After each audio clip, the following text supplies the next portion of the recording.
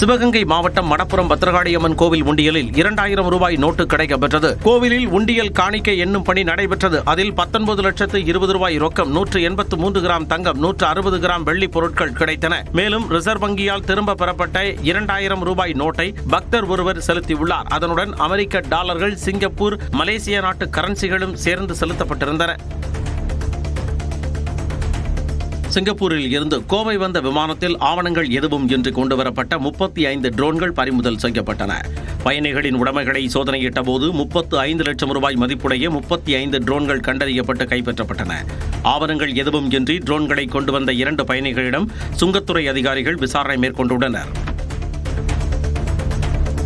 பெரம்பலூர் மாவட்டம் நக்கசேலம் கிராமத்தில் அமைந்துள்ள செல்வமாரியம்மன் கோயிலில் முளைப்பாரி திருவிழா நடைபெற்றது. வரும் சனிக்கிழமை தேரோட்டம் நடைபெறுவதை முன்னிட்டு நடைபெற்ற முளைப்பாரி ஊர்வலத்தில் ஏராளமானோர் கலந்து கொண்டனர்.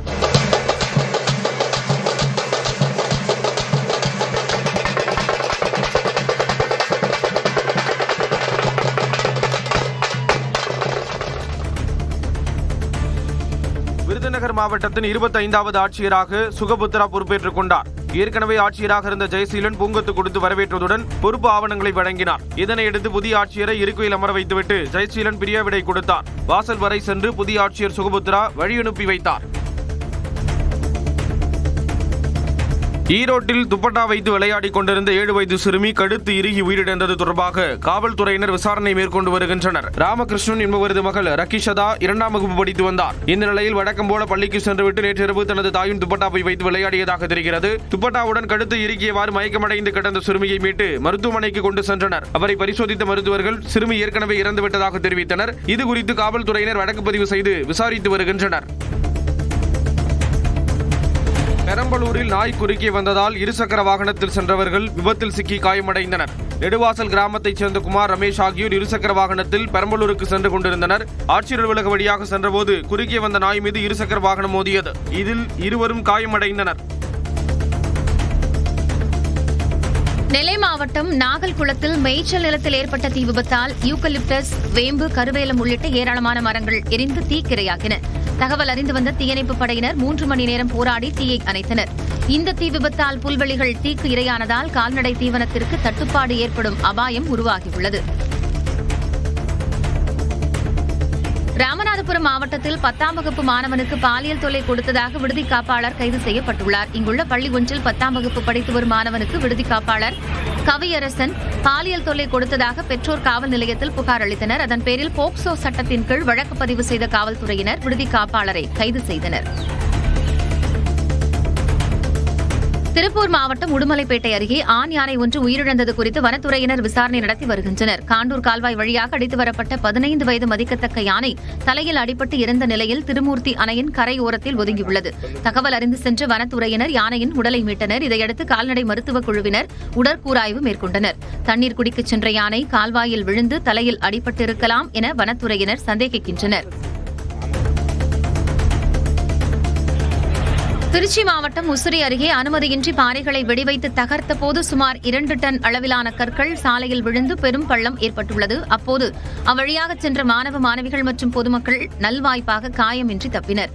குடியிருப்பு பகுதிகளில் கற்கள் விழுந்ததில் மேற்கூரைகள் உடைந்து சேதமடைந்தன. நீர்பிடிப்பு பகுதிகளில் பெய்யும் மழை காரணமாக கோவை மாவட்டம் மேட்டுப்பாளையத்தில் உள்ள பில்லூர் அணையின் நீர்மட்டம் ஒரே நாளில் 6 அடி வரை உயர்ந்துள்ளது. அணையின் நீர்மட்டம் 92 அடியாக உள்ள நிலையில் நீர்வரத்து வினாடிக்கு 6000 கனஅடியாக உள்ளது. நீர்மட்டம் 97 அடியை கடந்ததால் உபரி நீர் திறக்கப்படும் என்று தெரிவிக்கப்பட்டுள்ளது. தற்போது நீர்மின் உற்பத்தி பணிக்காக வினாடிக்கு 3000 கனஅடி தண்ணீர் பவானி ஆற்றில் வெளியேற்றப்படுகிறது. நாகை மாவட்டம் வேதாரண்யம் அருகே கொள்ளிடம் கூட்டு குடிநீரை முறையாக வழங்க கோரி காலி குடங்களுடன் பொதுமக்கள் சாலை மறியலில் ஈடுபட்டனர். கத்தரிப்புலத்தில் வசிக்கும் மக்களுக்கு கொள்ளிடம் கூட்டு குடிநீர் கிடைப்பதில்லை எனவும் மேல்நிலை நீர்த்தேக்க தொட்டி அமைத்து முறையாக குடிநீர் வழங்க வேண்டும் என வலியுறுத்தியும் மக்களுடன் மார்க்சிஸ்ட் கட்சியினரும் மறியலில் ஈடுபட்டனர். தகவல் அறிந்து வந்த ஊராட்சி ஒன்றிய அலுவலர்கள் டிராக்டர் மூலம் குடிநீர் வழங்க ஏற்பாடு செய்வதாக உறுதியளித்ததை தொடர்ந்து போராட்டம் கைவிடப்பட்டது. திருப்பூர் முத்தனம்பாளையம் பகுதியில் சட்டவிரோதமாக தங்கியிருந்த வங்கதேசத்தைச் சேர்ந்த 3 பேர் கைது செய்யப்பட்டனர். நல்லூர் காவல் நிலைய காவலர்களுக்கு கிடைத்த தகவலின் பேரில் முத்தனம்பாளையம் பகுதியில் காவல்துறையினர் ஆய்வு நடத்தினர். அப்போது வங்கதேசத்தைச் சேர்ந்த கொகோன், முகமது கபீர் ஹோசன், முகமது சாண்டோ பிரமனிக் சட்டவிரோதமாக தங்கியிருந்து பணியாற்றி வருவதை உறுதி செய்தனர். இதனையடுத்து அவர்களை கைது செய்தனர். திமுக அரசின் அவல ஆட்சியில் வருங்கால வழக்கறிஞர்களும் நீதியரசர்களும் நீதி கேட்டு போராடும் நிலைக்கு தள்ளப்பட்டுள்ளனர் என நயினார் நாகேந்திரன் குற்றம் சாட்டியுள்ளார். இது தொடர்பாக எக்ஸல பக்கத்தில் பதிவிட்டுள்ள அவர், உயர்நீதிமன்றம் கண்டனம் தெரிவித்திருந்த போதும் தமிழகத்தில் உள்ள சட்டக்கல்லூரிகளில் அரசு ஆய்வு மேற்கொண்டு அடிப்படை வசதிகளை செய்து தராதது ஏன் என்று கேள்வி எழுப்பியுள்ளார். வெறும் விளம்பரங்களில் மட்டுமே கவனம் செலுத்துவதை விட்டுவிட்டு தமிழகத்தில் உள்ள சட்டக்கல்லூரிகளுக்கு தேவையான அடிப்படை வசதிகளை செய்து தர வேண்டும் என்றும் வலியுறுத்தியுள்ளார். திண்டுக்கல் மாவட்டம் கொடைக்கானலில் சாலையின் ஓரத்தில் சுற்றித் திரியும் யானைகளை வனத்துறையினர் தீவிரமாக கண்காணித்து வருகின்றனர். பேரிஜம் ஏரியில் கடந்த 3 நாட்களாக முகாமிட்டிருந்த 5 யானைகள் அங்கிருந்து இடம்பெயர்ந்து கோஷன் பிரதான சாலையின் ஓரத்தில் உலா வருகின்றன. இதனையடுத்து மோயர் சதுக்கம், பைன்மரச்சோலை, குணா குகை, தூண்பாறை உள்ளிட்ட சுற்றுலா தலங்களில் உள்ள கடைகளில் உணவுப் பொருட்கள் வைப்பதை தவிர்க்க வேண்டும் என அறிவுறுத்தப்பட்டுள்ளது. மேலும் இருள் சூழ்வதற்குள் வியாபாரிகள் கடைகளை அடைத்துவிட வேண்டும் எனவும் எச்சரிக்கப்பட்டுள்ளது.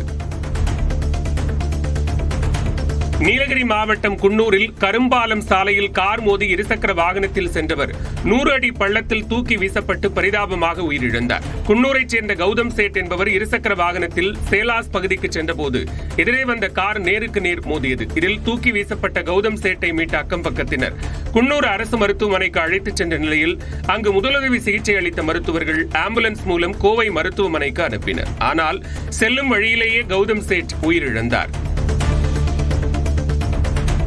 கரூர் அரவக்குறிச்சி பள்ளப்பட்டி பகுதியில் ஆமை வேகத்தில் நடைபெற்று வரும் கழிவுநீர் வடிகால் பணியால் கொசுத்தொல்லை அதிகரித்திருப்பதாக பொதுமக்கள் அதிருப்தி தெரிவித்துள்ளனர். ஷா நகர் முதல் ஷபியா நகர் வரை 300க்கும் மேற்பட்ட குடும்பங்கள் வசித்து வரும் நிலையில் இப்பகுதியில் கழிவுநீர் வடிகால் அமைக்கும் பணி கடந்த 2 மாதங்களாக நடைபெற்று வருவதாக கூறப்படுகிறது. ஆங்காங்கே கழிவுநீர் தேங்கி இருப்பதால் தொற்றுநோய் பரவல் அபாயம் ஏற்பட்டுள்ளதாகவும் பொதுமக்கள் வேதனை தெரிவித்துள்ளனர். நாகை அருகே ஒரத்தூர் சீராமங்கலம் வாய்க்காலை 3 கிலோமீட்டர் தூரத்திற்கு விவசாயிகளே தூர்வாரியுள்ளனர். வறட்சி மற்றும் கனமழை பாதிப்பை தடுக்க வாய்க்காலை தூர்வார மாவட்ட நிர்வாகம் செவிசாய்க்கவில்லை என குற்றம் சாட்டிய விவசாயிகள் தங்களுக்குள் நிதி திரட்டி சீராமங்கலம் வாய்க்கால் தலைப்பில் இருந்து 3 கிலோமீட்டர் தூரத்திற்கு JCB இயந்திரம் மூலம் தூர்வாரியுள்ளனர். இதன் மூலம் 200 ஏக்கருக்கு மேல் பாசன வசதி பெறும் என்று விவசாயிகள் தெரிவித்துள்ளனர். கடலூர் மாவட்டம் சிதம்பரத்தில் தனியார் பேருந்து மீது வேன் மோதிய விபத்தில் 7 பேர் காயமடைந்தனர். 7 அம்ச கோரிக்கைகளை வலியுறுத்தி தமிழகம் முழுவதும் வருவாய்த்துறையினர் போராட்டத்தில் ஈடுபட்டு வருகின்றனர்.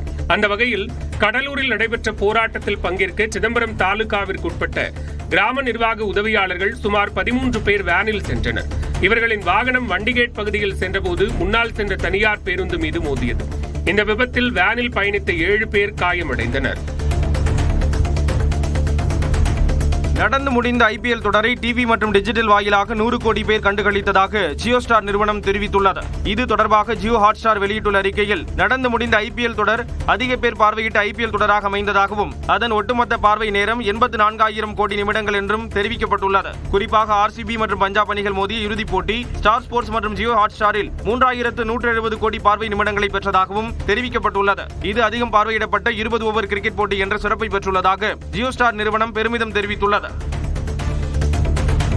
திருப்பத்தூர் மாவட்டம் கந்திலி அருகே ஊராட்சி அலுவலகத்தில் மாற்றுத்திறனாளிகளுக்கான 3 சக்கர வாகனங்கள் பாழடைந்து குப்பை போல் குவித்து வைக்கப்பட்டுள்ளதாக குற்றச்சாட்டு எழுந்துள்ளது. வாரந்தோறும் 100க்கும் மேற்பட்ட மாற்றுத்திறனாளிகள் தங்களுக்கு 3 சக்கர வாகனங்கள் வழங்க கோரி மனு அளிக்கும் சூழலில் பலரது கோரிக்கை நிறைவேறாமல் இருப்பதாக கூறப்படுகிறது. இந்நிலையில் கந்திலி ஒன்றியத்தில் பயன்பாடற்று கிடக்கும் 100கணக்கான 3 சக்கர வாகனங்களை மாற்றுத்திறனாளிகளுக்கு வழங்க அதிகாரிகள் நடவடிக்கை எடுக்க வேண்டும் என்று சமூக ஆர்வலர்கள் வலியுறுத்தியுள்ளனர். தென்காசி மாவட்டம் ஆலங்குளம் அருகே கடன் பிரச்சனையால் மனைவியை சரமாரியாக வெட்டி கொலை செய்ததாக கணவன் கைது செய்யப்பட்டார். மேலக்காட்டூரில் வசிக்கும் லாரி ஓட்டுநரான முருகப்பெருமாள் கடந்த 3 மாதங்களாக பணிக்கு செல்லாமல் வீட்டில் இருந்துள்ளார். அவரது மனைவி மகாலட்சுமி காளான் உற்பத்தி செய்யும் தொழிலில் ஈடுபட்டதுடன் தையல், காய்கறி கடைகளை நடத்தியுள்ளார். இந்நிலையில் முருகப்பெருமாள் கடன் பெற்று தொடங்கிய தொழில் நஷ்டமடைந்ததுடன் வீட்டுக் கடனை கட்டுவதிலும் சிக்கல் இருந்ததாக கூறப்படுகிறது. இதனால் பிரச்சனையில் மகாலட்சுமியை முருகப்பெருமாள் அரிவாளால் வெட்டி கொன்றதாக கூறப்படுகிறது.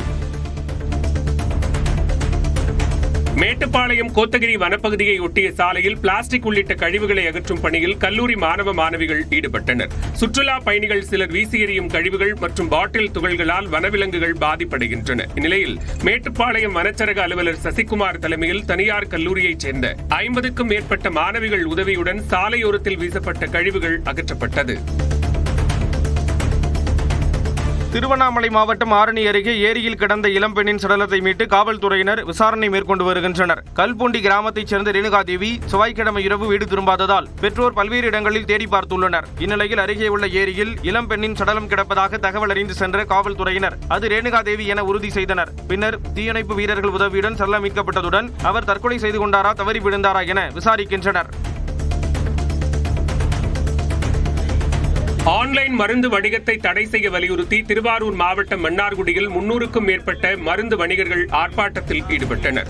மருந்துகள் விற்பனை சட்டம் அனுமதிக்காத போதிலும் ஆன்லைனில் மருந்து விற்பனை நடைபெறுவதாகவும் மருத்துவர்கள் பரிந்துரையின்றி பெட்டிக்கடைகள் மளிகை கடைகளில் மருந்துகள் விற்பனை செய்யப்படுவதாகவும் மருந்து வணிகர்கள் குற்றம் சாட்டுகின்றனர்.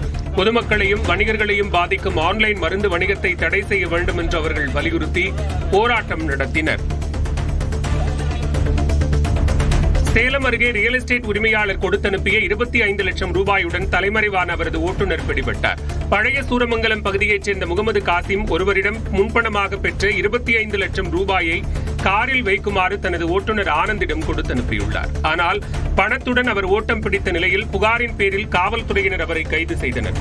திருடிய பணத்தில் நகைகள் வாங்கி குவித்ததையும் உறவினர்களுக்கு வட்டிக்கு கொடுத்ததும் தெரியவந்ததால் அவற்றை பறிமுதல் செய்யும் நடவடிக்கைகளை மேற்கொண்டுள்ளனர். மதுரை சோழவந்தான் அருகே நெல் கொள்முதல் நிலையம் திறக்கப்படாததால் 5000 நெல் மூட்டைகள் கொள்ளளவு கொண்ட நெல்மணிகள் தேக்கமடைந்துள்ளதாக விவசாயிகள் வேதனை தெரிவித்துள்ளனர். தென்கரை ஊராட்சிக்குட்பட்ட கிராமங்களில் சுமார் 500க்கும் மேற்பட்ட ஏக்கரில் விளைந்த நெல்மணிகள் நாராயணபுரம் நெல் கொள்முதல் நிலையத்தில் குவிக்கப்பட்டுள்ளது. 30 நாட்களுக்கு மேலாகியும் அதிகாரிகள் அனுமதி வழங்கவில்லை என கூறப்படும் நிலையில் நெல்மணியின் எடை குறைந்து உரிய தொகை கிடைக்க வாய்ப்பில்லாத நிலை ஏற்பட்டுள்ளதாக விவசாயிகள் கவலையடைந்துள்ளனர். வரி உயர்வை ரத்து செய்ய கோரியும் கோவை மாநகராட்சி நிர்வாகத்தை கண்டித்தும் இந்திய கம்யூனிஸ்ட் கட்சியினர் ஆர்ப்பாட்டத்தில் ஈடுபட்டனர். மாநகராட்சி அலுவலகம் முன்பாக நடைபெற்ற போராட்டத்தில் 150க்கும் மேற்பட்டோர் பங்கேற்று முழக்கங்களை எழுப்பினர். பாதாள சாக்கடை, சூயஸ், அம்ருத் திட்டங்களுக்காக தோண்டப்பட்ட சாலைகளை சீரமைக்க வேண்டும், 6% வரி உயர்வு என்பதை கைவிட வேண்டும் என்பன உள்ளிட்ட கோரிக்கைகளை அவர்கள் முன்வைத்தனர்.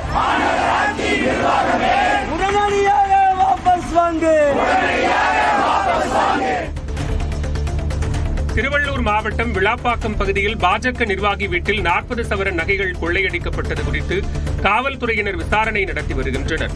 பாஜக மாவட்ட பொருளாளராக உள்ள சதீஷ் என்பவர் தனது குடும்பத்தினருடன் மதுரைக்கு சென்றிருந்த வேளையில் அவரது வீட்டில் மர்ம நபர் புகுந்துள்ளார். 40 சவரன் தங்க நகைகள் மற்றும் விலை உயர்ந்த பொருட்கள் கொள்ளையடிக்கப்பட்டதாக கூறப்படும் நிலையில் சிசிடிவி ஆதாரத்தை கொண்டு கொள்ளையன் குறித்து விசாரணை நடத்தப்பட்டு வருகிறது. தூத்துக்குடியில் கஞ்சா விற்பனையில் ஈடுபட்ட 4 இளைஞர்கள் கைது செய்யப்பட்டனர்.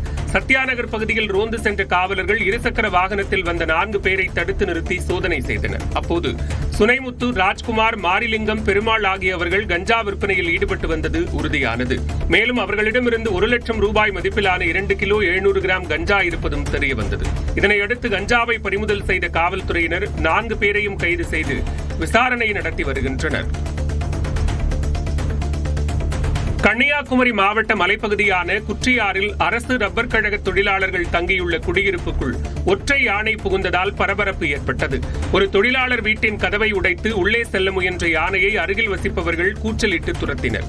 அருகில் இருந்த தோட்டத்திற்குள் புகுந்த யானை 50க்கும் மேற்பட்ட பாக்கு மற்றும் தென்னை மரங்களை முறித்து வேலிகளையும் சேதப்படுத்தியதால் அப்பகுதி மக்கள் அச்சமடைந்துள்ளனர். செங்கல்பட்டு மாவட்டம் மதுராந்தகம் அருகே நரிக்குறவர் ஒருவர் திருநாயை துப்பாக்கியால் சுட்டபோது தவறுதலாக குண்டு பாய்ந்து 6ஆம் வகுப்பு மாணவர் காயமடைந்தார். சித்தாமூரைச் சேர்ந்த 6ஆம் வகுப்பு மாணவர் குரலரசன் அதே பகுதியில் உள்ள கடைக்கு சென்றார். அப்போது உடல்நலம் பாதிக்கப்பட்ட நிலையில் சுற்றித் திரிந்த திருநாயை சிறு கரணையைச் சேர்ந்த நரிக்குறவர் சரத்குமார் துப்பாக்கியால் சுட்டார். அந்த குண்டு தவறுதலாக குரலரசனின் தலையில் பாய்ந்தது. இதில் பலத்த காயமடைந்தவர் செங்கல்பட்டு அரசு மருத்துவமனையில் அனுமதிக்கப்பட்டுள்ளார். தூத்துக்குடி மாவட்டம் கோவில்பட்டியில் புதிதாக நடப்பட்ட மின்கம்பம் சரிந்து விழுந்ததில் ஆட்டோ சேதமடைந்ததுடன் ஓட்டுநருக்கும் காயம் ஏற்பட்டது. ஸ்ரீராம் நகர் 3வது தெருவில் மின்கம்பம் சேதமடைந்ததால் கடந்த 21ஆம் தேதி அதனை அகற்றிவிட்டு புதிய மின்கம்பம் நடப்பட்டது. இந்நிலையில் அந்த மின்கம்பம் திடீரென சரிந்து அருகே இருந்த ஆட்டோவின் மீது விழுந்தது. இதனால் ஆட்டோ ஓட்டுநர் பேச்சியானுக்கு லேசான காயம் ஏற்பட்டது. புதிதாக நடப்பட்ட மின்கம்பம் 5 நாட்களிலேயே சரிந்து விழுந்தது அப்பகுதி மக்களிடையே அதிருப்தியை ஏற்படுத்தியுள்ளது. அறந்தாங்கி அருகே கொன்னக்காடு கிராமத்தில் உள்ள அரியநாயகி அம்பாள் கோயில் விழாவை ஒட்டி மாட்டு வண்டி எல்கை பந்தயம் விமர்சையாக நடைபெற்றது. பெரிய மாடு, சிறிய மாடு என 2 பிரிவுகளாக நடைபெற்ற போட்டியில் 100க்கும் மேற்பட்ட ஜோடி மாடுகள் இலக்கை நோக்கி முந்திச் சென்றன. சாலையின் இருபுறமும் 1000க்கும் மேற்பட்டோர் திரண்டு போட்டியை கண்டு ரசித்தனர்.